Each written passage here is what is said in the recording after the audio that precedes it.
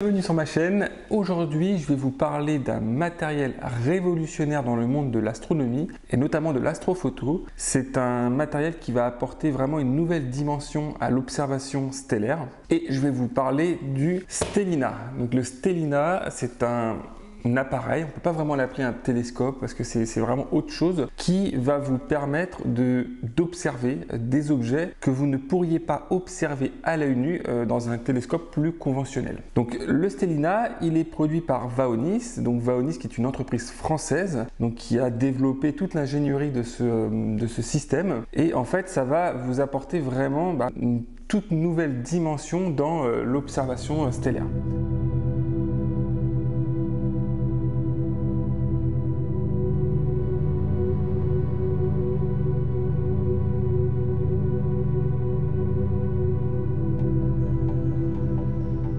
Alors les amis, première partie de cette vidéo, je vais vous présenter un petit peu comment s'architecture le Stellina. Donc le Stellina, il est livré dans l'état. Vous avez un trépied de très bonne conception, un trépied avec des pieds en carbone, donc ça c'est quand même assez cool. Ces pieds sont réglables donc au niveau de l'inclinaison. Vous avez un système d'embase vraiment de bonne qualité, hein.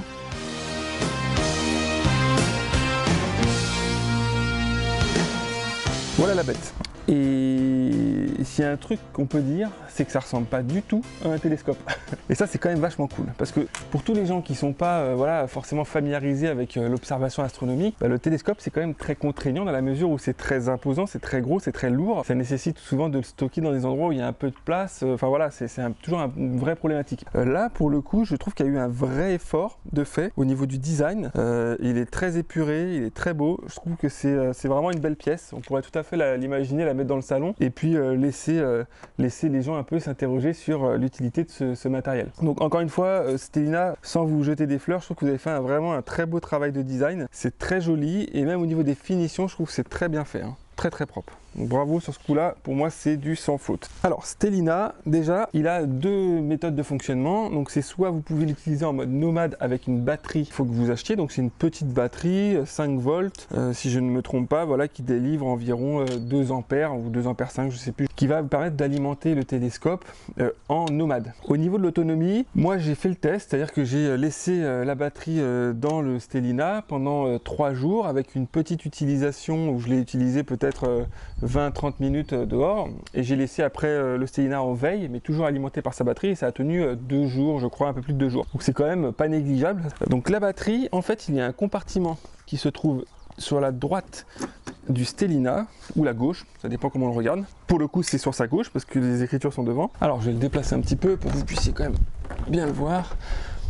Donc il suffit simplement de brancher l'alimentation de la batterie sur le Stellina. Alors, je vais pas trop aujourd'hui vous détailler les fonctionnalités du Stellina. Il y a plein de youtubeurs qui ont déjà expliqué un petit peu son fonctionnement. Moi, l'idée aujourd'hui, c'est quand même essayer de vous montrer, en tout cas, la différence qu'il peut y avoir en astrophoto notamment entre un matériel comme ça et un matériel plus conventionnel. Parce que aujourd'hui, l'astrophoto est un domaine qui est quand même extrêmement compliqué dans la mesure où il y a beaucoup de concepts à maîtriser, si je puis dire, pour sortir de bons résultats. Alors qu'avec ce genre de matériel, vous n'y connaissez rien et vous êtes tout à fait capable de faire des photos superbes des galaxies, des nébuleuses, des amas globulaires, enfin un certain nombre d'objets qui de toute manière seraient très difficiles en observation directe. Donc quand je dis observation directe, c'est observation à l'œil nu. Même si vous ne connaissez pas les objets et leur position dans le ciel, le Stellina, lui, il est capable tout de suite de dire, voilà, il y a peut-être une dizaine, une quinzaine d'objets visibles actuellement, tout le reste ce n'est pas visible et du coup il ne vous les propose pas. Donc une fois que le Stellina est allumé, que vous sélectionnez un objet, qu'est-ce qui va se passer? En fait le Stellina va se calibrer tout seul, c'est-à-dire qu'en fait il embarque un système GPS qui va lui permettre de recueillir un certain nombre d'informations comme la longitude, la latitude du lieu, qui vont lui permettre de se positionner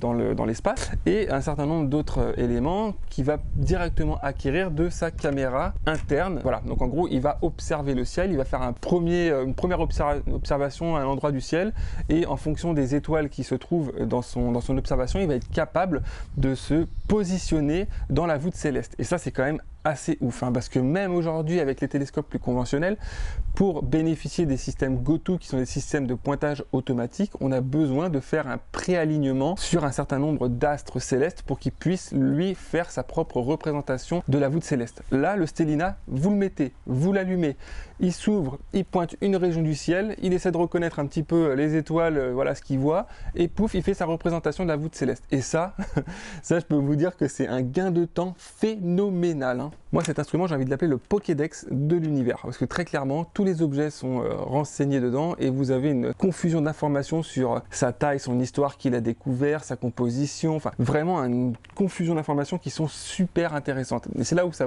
donne une dimension supplémentaire à l'astronomie. Observer quelque chose, c'est bien, mais savoir ce qu'on observe, c'est mieux.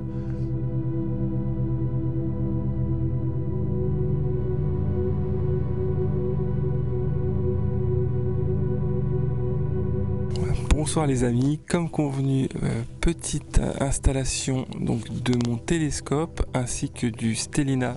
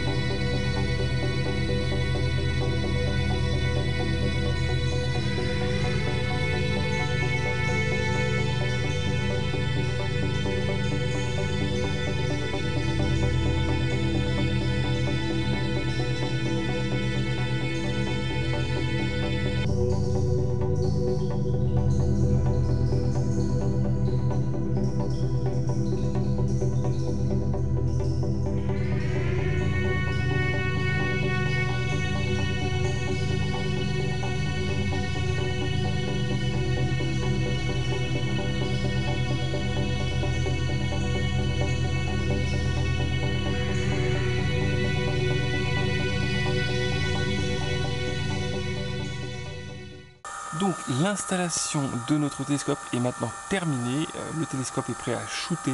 Deuxième étape de cette vidéo, c'est maintenant nous allons installer le Stellina.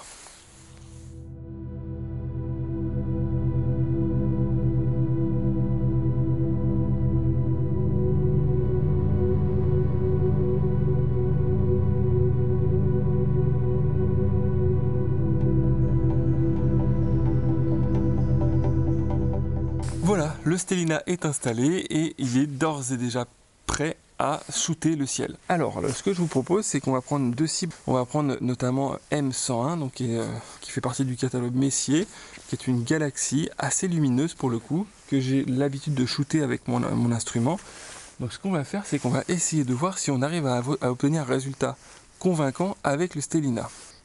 Donc voilà, donc là je suis bien connecté au réseau Wi-Fi du Stellina, il ne me reste plus qu'à lancer l'application Stellina.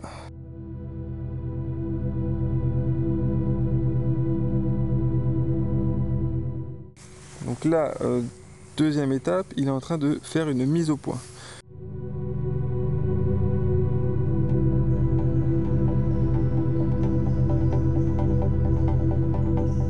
Voilà, donc le Stellina est prêt à être utilisé. Donc il me propose un certain nombre de galaxies disponibles. Donc on va voir si M101 fait partie du lot. Alors je suis pas sûr, mais on va voir. Voilà, M101, donc c'est les galaxies du Moulinet, effectivement. Donc ce qu'il préconise en termes de temps de pause, c'est-à-dire avant d'avoir une image potable, c'est environ 30 minutes. Heureux les amis, il s'est passé environ 30 minutes. Il y a eu exactement 197 clichés de pris pour un temps total de pause de 33 minutes. Et franchement, le résultat pour 30 minutes de pause avec un diamètre comme le propose le Stellina, une qualité de nuit qui n'est pas du tout optimum parce qu'on n'est pas du tout dans un endroit sans pollution lumineuse, franchement, c'est un résultat qui est plutôt bluffant. Ce qui est super bien avec le Stellina, c'est quand vous allez exporter cette vidéo, donc l'enregistrer, il va vous proposer un certain nombre de réglages. Vous allez pouvoir régler un petit peu l'intensité et la profondeur du noir. Vous allez pouvoir aussi également augmenter un peu les contrastes, donc c'est ce que je vais faire, et également un petit peu la palette de couleurs, essayer de désaturer ou saturer un peu l'objet. Et là, ce qu'on peut se dire quand même, c'est que voilà, on a 30 minutes de pause, ce qui n'est pas énorme. On pourrait laisser doubler le temps pour avoir quelque chose d'encore plus satisfaisant. Juste avant d'arrêter le Stellina, ce qu'on va faire, c'est qu'on va essayer de capturer la Lune. Alors, la Lune, aujourd'hui j'ai un joli quartier de Lune, donc on va voir ce que ça donne. Oh, c'est superbe. Oh. Alors là, là les amis, là ce que me produit comme image de Stellina, c'est juste superbe. Oh là là.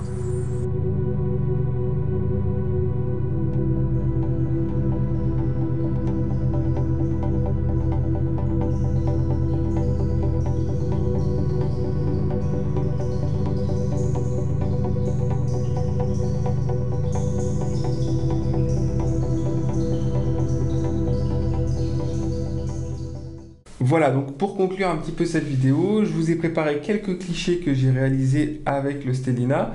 Donc je précise qu'il n'y a aucun trucage sur ces clichés, il n'y a non plus aucune modification des couleurs avec un logiciel comme Lightroom ou Photoshop, hein, absolument pas.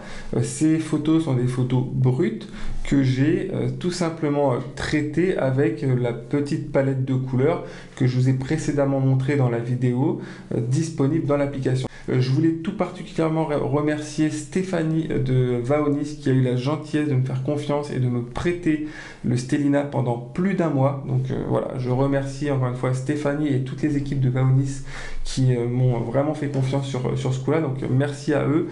Et donc si vous êtes intéressé pour l'achat de ce Stellina, je vous mettrai le lien dans la description pour que vous puissiez directement le commander. Voilà, merci d'avoir regardé cette vidéo. N'hésite pas à lâcher un petit pouce bleu si tu as kiffé un petit peu le format et aussi les informations que j'ai pu te donner à propos du Stellina. Pourquoi pas lâcher un commentaire si tu n'es pas d'accord par rapport à un sujet que j'ai abordé. Et puis encore une fois, je ne le dis jamais assez, surtout n'oubliez pas, la vérité est sûrement ailleurs.